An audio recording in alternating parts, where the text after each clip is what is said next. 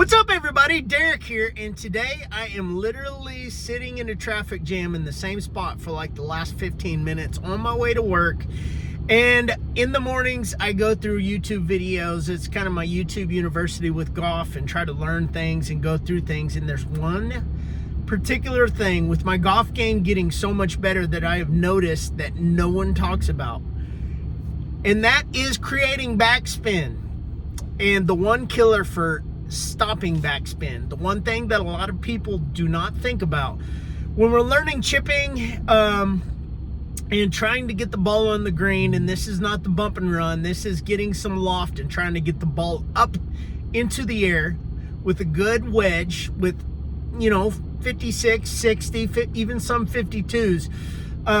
Pitching wedge a lot of times 44, 46, they will create a little bit more of a bump and run. So something with some degree of loft to get it up on the green, to get it more to sit in its spot. So finding your spot on the green, chipping within, let's say, 50 yards, and trying to create some backspin and getting handsy with the ball to try to get under the ball and flush under it to create that backspin momentum. And the one thing that I've thought about that a lot of people don't consider sometimes, we take into consideration the wind, we take in consideration the lie, but one of the things is the moisture on the ground, the moisture on the ball, the club face, anything else that is trying to create that backspin is going to be lost. So like, I'm out here on the highway, so a vehicle that basically hydroplanes and wrecks,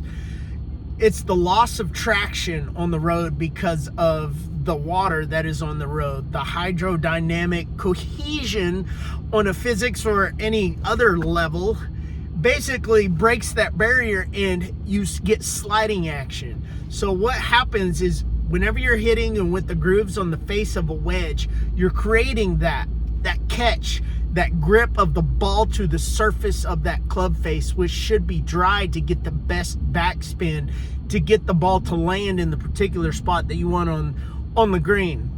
Now you can think of it in its simplest terms, but when you break it down to more of a more complicated level, that water will just basically cause like a slip and slide action. It's going to slide off the face, and it's not going to create the kind of backspin that you would want. So you're going to get more run out or more release of the ball. So it's going to be more like a bump and run chip, even though you're getting more loft. So you've got to think about that when you're chipping on the greens, trying to create that backspin to try to put the ball in the right position. So one other variable to think about when you're chipping onto a green is the water that could be on the ground on your club face. In the mornings, especially down here in Texas, we get that dew that gets onto the grass. And you've got to wait until the sun gets up a little bit higher. So it's that 9, 10 o'clock level, and it may be a little bit later in the day in different parts of the country, or wherever you're living. So you just got to be coherent of what kind of moisture is around the ball that could affect the backspin when you get it up there onto the green. But anyways, it's just something to think about, guys, and another variable to plug in when you're trying to think of the analytics behind how you're going to hit that shot, because every shot is an opportunity to get your score just a little bit lower. But anyways, guys, thanks for watching, and subscribe if you haven't already. Like this video if you liked it, and I'll see you guys in the next one.